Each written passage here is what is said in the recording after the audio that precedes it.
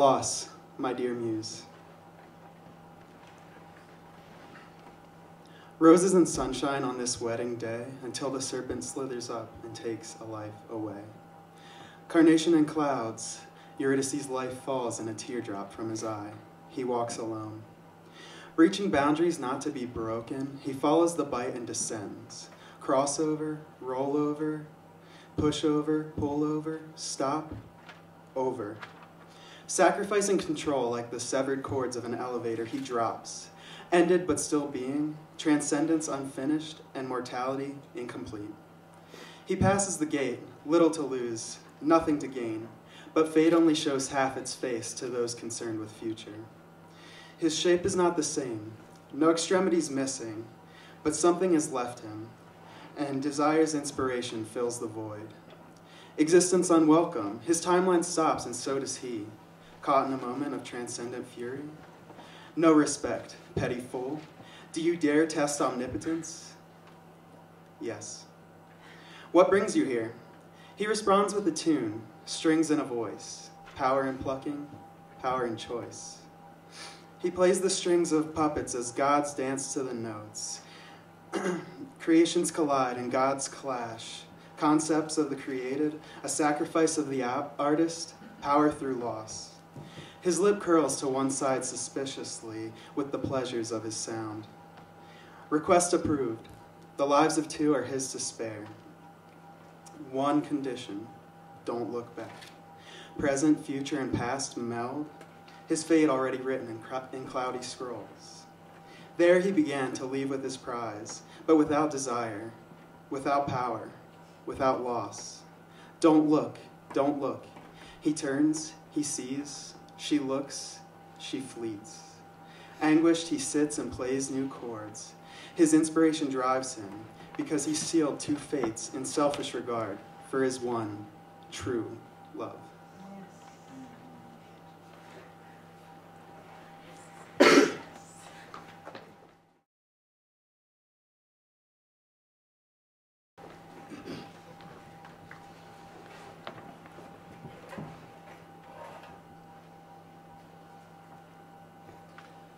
It took him 15 minutes after parking his car to find the cafe. Traffic was a nightmare on a Saturday morning in Paris. Tour buses seemed to stretch as far as the eye could see. He was already running late. Clinging to a map, a local passing by would never know that he wasn't desperately searching for the Louvre or the Eiffel Tower. He was searching for a man of legend in certain circles whom had agreed to meet him for an interview, not for a class assignment or publication, but out of genuine personal curiosity. In fact, the only reason the man had acquiesced was the assurance of pure confidentiality. He walked past the alleyway a good 3 times before realizing that he was supposed to walk down it. After about 200 feet of narrow alley bordered by tall, multicolored apartment buildings appearing to be hundreds of years old, the walkway opened to a small courtyard buzzing with people.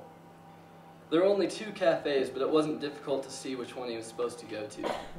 There was one man that stood apart from the rest for nothing more than the sheer size, sitting in a small collection of wooden tables on the terrace of the cafe. He was not monstrous, would maybe turn a head in bodybuilding circles, but was a sight to be seen amongst the average Parisian. As he approached, the young man noticed that his size was uncommon, the swelling sinew lean, raw, animal-like. There was a short beard on the large man's face, thick and sprinkled with gray. His hair was longer than most men, slipping below the ear line well on its way to the jaw, and graying at the temples. He paused for a single nervous second before addressing the man before him. "Mr. Wolfe?" "Yes, you must be the lad Arthur spoke to me about," he said, unmoving, save for the lifting of his head from the newspaper and the motion of his huge arm towards the empty chair across the table. "Please sit down." He folded the paper and placed it under his chair while motioning to the server to bring him another cup of espresso and water. The young man noticed that there was no offer of a handshake, a small relief as he had read somewhere that Mr. Wolfe had once torn the arm off of an enemy with his bare hands. An irrational fear, perhaps, birthed out of an elaborated story to be sure, but present nonetheless. "Thank you for meeting with me, sir," the young man said feebly, awe apparent in the clouded blue eyes. "Of course. What else has a retiree to do on a Saturday morning?" There was a slight pause in his speaking, enough for the young man to consciously realize he didn't expect a warm voice emanating from such an intimidating figure. The bearded man turned his gaze to the tops of the surrounding buildings, ignoring the steaming cup and the server placing it in front of him. "Do you feel that breeze?" he asked. "Yes." The young man was taken by surprise at the question and answered nervously. "The city planner designed these buildings to work as wind tunnels to cool the inhabitants," he said, scanning the top sections of the buildings, noticing the chipping paint. "Interesting, eh? And beautiful, too." "Oh yes, I can only imagine how it must have been when they were first built and had fresh paint. Of course they have been repainted throughout the years, just not in a long while." He returned his bold, piercing eyes, only slightly visible through the amber lenses of his wire-framed sunglasses, to the young man in front of him. "Is there a problem, son?" "No, sir. Why?" "You're still standing." He laughed slightly to himself at the rigidness of the young man. "Oh my," the young man said. It was an awkward response, and he wondered if the large man had heard weakness in his voice. Feeling stupid, he sat down. "So what is it that I can do for you, Gary?" Slightly intimidated at the man's size and surprised at the architectural sidebar as well as the abrupt subject change, the young man didn't know how to ask the single question he came to find an answer to. "Let me tell you something right off the bat, Gary," the large man said, leaning forward on the table, sensing the young man's apprehension. "Don't believe everything you read." The change in posture made his arms look all the more large, seemingly on the brink of violently bursting out of the stretched cotton tee clinging to his biceps. Gary understood. He came right out with it, bottom lip unnoticeably shaking, desperately trying to conceal his nerves. How do you know an act is truly altruistic?" "Ah." Mr. Wolf leaned back in his chair, crossed his legs, and paused while stroking the thick whiskers on his chin. "Now that, young man, is a great question."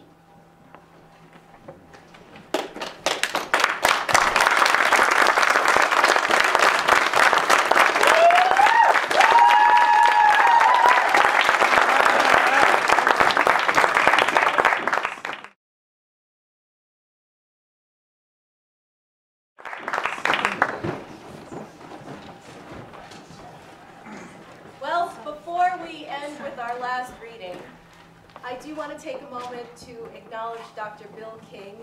Yeah!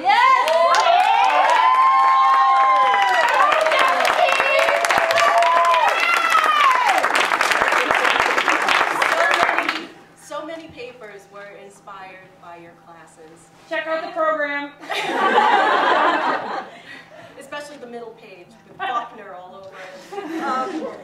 So many of the papers were inspired by your classes, and we so appreciate the many years of service that you've given to Western. Yes, sir!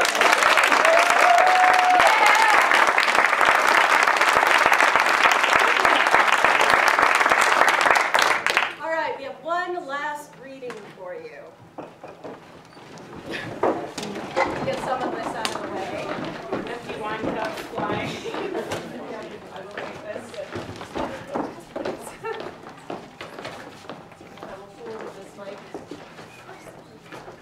And I know this is rather slide Sure, come on. You can be right here. You're all right. We totally know symmetry. We're English, baby. We can do this. This might seem a little morbid, but bear with us. In the epilogue to Robert Owen Butler's Severance, which is a really, really great book that we started the class with, Check it out. the author writes that a person can speak 160 words per minute while agitated, and B, after decapitation, the mind is conscious for 1 minute and a half, thus resulting in a 240-word stream of consciousness. In keeping with this idea, English 494 devised its own end, with a little help from me. I didn't think that. While discussing, and this is the scenario, while discussing the philosophical implications of altruism at the brick cellar, Grendel's mother bursts in and decapitates them with her son's arm, despite their disbelief in mythical creatures. This evening's performance will conclude with a collective response as their own streams of consciousness drift from one to another. Daddy's little girl, Mom's Barbie doll, annoying little sister, loving fiance, up-and-coming author. Roles I've played, taken for granted. Endless happiness, forever mine. We wander through meaningless time, but here we realize things are simpler than they seem, and now all I feel is warmth inside. What's life without accomplishing your goals? Striving to be the best and becoming who you see in your dreams. Someone please let me know. We stand prepared to sing, but words are not yet ready. From my tongue they spill onto the page, song just beginning, we stand. Stars mark our stepping stone left behind. Here, lost boys gather bound as we land weary from our flight. Tonight, we sleep forever young. I watch it sway above my bed, the catcher of my dreams. A perfect web spun of leather and feathers to set me free. Deadlines and assignments, moving constantly, moving farther from my grasp, moving towards a goal no longer my own. Mine or not, it is done. Red lights thoroughly piss me off. Stop everything now and wait for green as I sit on the brink of achieving something called life. He cuts the tree, cuts the green, cuts the brown.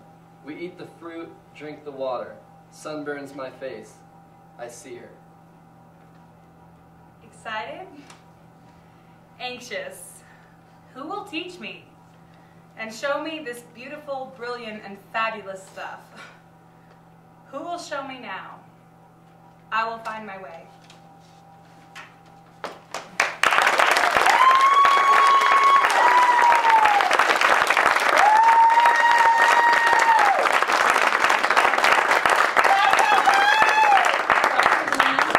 The class of 494. It's now our turn to make you cry. Not over yet. We wanted to thank you for all the work that you put into this. Even though we had to write a lot, you had to read it all and meticulously go through it, and we had to sit and wonder what the comment "how so" meant, and it made us. It taught us how to elaborate and realize that things that we think are apparent are not always apparent to everyone. And also, whenever we found the word "interesting" in the comments, it always gave us a little hope that. So, we have some flowers for you. Thank you so much for everything.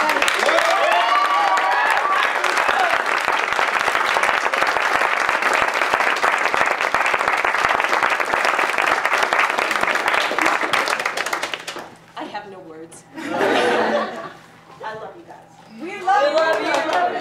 Oh, we love you. Thank you so much for joining us this evening. I hope that you enjoyed it. Have a good night.